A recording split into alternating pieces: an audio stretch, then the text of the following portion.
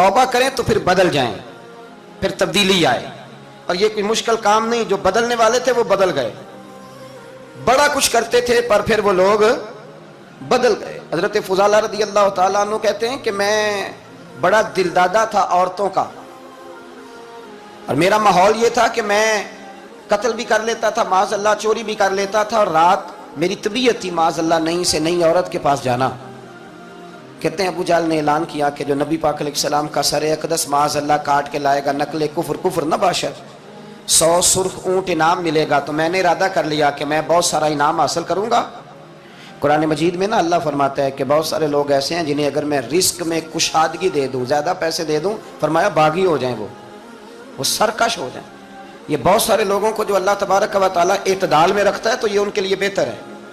हर बंदा दौलत के होते हुए नेक हो सकता, तो ये अल्लाह अगर रखता है ना इत्दाल में तो शुक्र करे अल्लाह का, वरना तो लोग अय्याशियाँ करें, पता नहीं क्या कुछ कर गुजरे। तो हजरत फुजाला कहते हैं कि मैंने खंजर तैयार किया और मैंने बगल में उसको छुपाया, ऊपर मैंने चादर ओढ़ ली। अब मुझे पता था ज़ोहर की नमाज के बाद नबी पाक सल्लल्लाहु अलैहि वसल्लम तवाफ़ काबा के लिए, बैतुल्लाह शरीफ के तवाफ़ के लिए जाते हैं। कहते मैं भी उस तरफ बढ़ा। रस्ते में ना वो खातून जिसके घर मैंने रात आना था, मैंने दरवाजे पे दस्तक दी। मैंने कहा कि तैयार रहना, तैयार रहना, आज मैं बड़े पैसे लेके आऊँगा। उसे मैंने ये कहा और फिर मैं चला गया बैतुल्लाह शरीफ का तवाफ़ करने। कहते हैं अल्लाह के महबूब भी तवाफ़ कर रहे थे तो मैंने भी तवाफ़ शुरू कर दिया। इरादा ये था कि जहां नबी पाक अलैहिस्सलाम मेरे करीब से गुजरेंगे तो मौका पाकर मैं हुजूर के जिस्म अक़दस पर खंजर खोप दूंगा और माज़अल्लाह शहीद कर दूंगा। कहते हैं हुजूर एक दफ़ा भी मेरे पास से गुजरे तो मैं हिम्मत ना कर सका, दूसरी दफ़ा भी पास से गुजरे तो मैं हिम्मत ना कर सका, तीसरी दफ़ा भी गुजरे तो मैं हिम्मत। नबी करीम सल्लल्लाहु अलैहि वसल्लम 2-3 दफ़ा गुजरे तो फरमाते हैं कि मुझे मौका ना मिला, इसलिए कि हुजूर फरमाते हैं अल्लाह ने रोब के साथ मेरी मदद फरमाई, दुश्मन पर मेरा रोब तारी हो जाता है। फरमाते हैं जब चक्कर पूरे हो गए तो महबूब करीम ना छठे चक्कर पे फरमाने लगे फुजाला चक्कर एक रह गया है, बेखबर हो जो गुलामों से वाक़ा क्या है, एक फेरा रह गया है। कहते तवाफ मुकम्मल हो गया तो महबूब मेरे करीब आए, फरमाया वो काम करते क्यों नहीं जिसके लिए आए थे। मैंने अर्ज की या रसूलल्लाह कौन सा काम, कैसा काम? अंदर तो चोर था ना, बांझ फकीरों किसे नहीं मारिया, ए हुई चोर अंदर दा, अंदर चोर था ना। कहते हैं हुजूर ने मुझे कंधे से पकड़ के हिलाया, फरमाया करते क्यों नहीं। जब हुजूर ने हिलाया तो वो खंजर भी पैरों में गिरा और मैं भी रसूलुल्लाह के पैरों में गिर गया। मैंने कहा हुजूर मुझे कलमा पढ़ा दें। कहते हैं हुजूर ने पहले मेरे दिल पे दस्ते मुबारक फेरा, फिर मेरे नबी ने मुझे कलमा पढ़ा दिया। अब ना मुरीद होने वाला कहता है कि जी आहिस्ता आहिस्ता मैं ठीक हो जाऊंगा। अब वो आहिस्ता आहिस्ता का क्या तर्जुमा है ये बिल्कुल समझ नहीं आती। भाई किसी बंदे से 5 लाख रुपया लेना है तो उससे वो कहता है जी मैं आहिस्ता आहिस्ता दूंगा, 500 रुपया दे दिया करूंगा रोज का, तो कहते हैं मेरी रकम खराब होती है, पूरे दो। और नेकी की बात जब आती है तो कहते हैं हजरत साहब दीन इतना सख्त नहीं है, मैं आहिस्ता आहिस्ता ठीक हो जाऊंगा। अब मैं मगरिब इशा पढ़नी शुरू कर दिया मैंने, अब मैं तस्बीह ले ली है, कल मैंने भी आहिस्ता आहिस्ता मैं ठीक हो जाऊंगा। यानी रकम लेनी हो तो वो आहिस्ता आहिस्ता कबूल नहीं है। लेकिन और मकान की रजिस्ट्री अगर करानी हो तो मालिक मकान कहे कि आहिस्ता आहिस्ता करा लो, कहते हैं पैसे पूरे दिए, सवेरे चल और बयान दे। ये क्या बात हुई? यहाँ ये जो हमारा माहौल था ना, कर लेंगे हो जाएगा, यकीन करें लोग कब्रों में चले गए हैं पर मस्जिदों में नहीं आए। हर काम से लोग रिटायर हुए पर गुनाहों से रिटायर नहीं हुए। आखिर तक तबाही उतर गई लेकिन लोग बदलने को तैयार ना हुए। हजरत फुजाला कहते हैं अभी मैंने कलमा पढ़ा, अभी मैं वापस आया, रास्ते में वो बीबी खड़ी थी। कहते हैं मैं वो शख्स था कि औरतें मरती थी मेरे ऊपर और किसी की जुर्रत थी कि वो आए बाएं शाएं करे, लेकिन फरमाते हैं मैं बीबी के पास से गुजर गया। पहले तो उसका ख्याल था रुकेगा, लेकिन जब मैं रुका ना तो दरवाजे पे आई, और जब मैं गुजर गया तो उसने आवाज दी, लेकिन मैंने सुनी अनसुनी कर दी। जब आगे बढ़ा तो मेरे पीछे दौड़ी। फरमाते मुझे पकड़ के कहने लगी फुजाला तुझे क्या हुआ, तू वही नहीं जो यहां से गया था?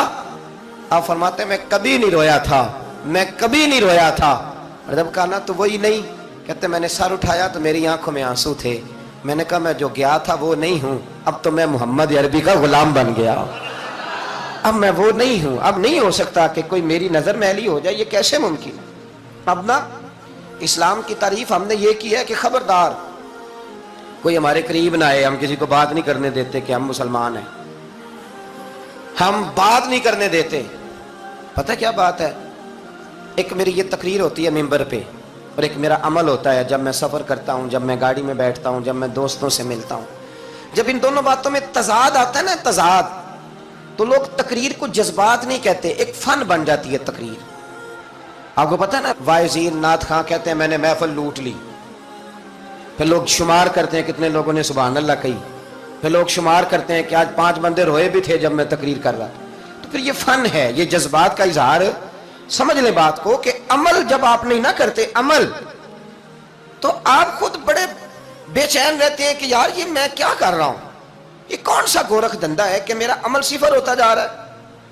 ہمارے ایک استاد تھے تو وہ فرمایا کرتے تھے کہ اگر پڑھے لکھے آدمی کو تم بے عمل دیکھو تو اس سے دور ہٹ جایا کرو, ورنہ تمہیں بھی بے عمل کر دے گا.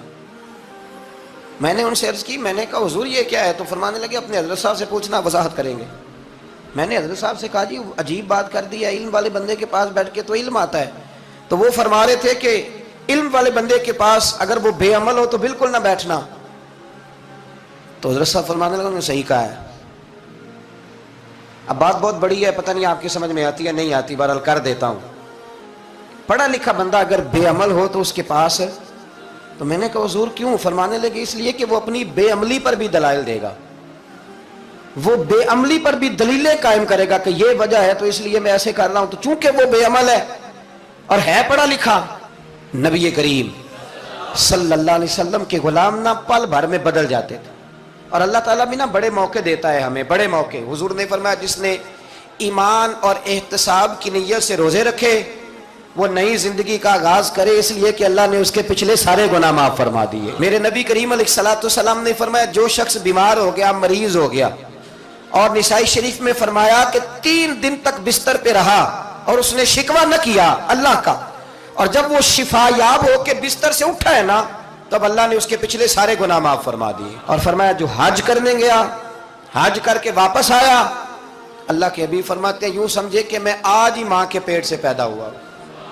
بڑے موقع اللہ نے دیے, بڑے موقع, بڑے سارے موقع عطا فرمائے کہ میں تیرے پچھلے گناہ معاف کر دوں گا. تو بھی تو نئی زندگی کا آغاز کرنا, تو بھی تو شروع کرنا نئے سرے سے, تو بھی تو بدل کے آنا, تو بھی تو اپنے اندر تبدیلی پیدا کرنا.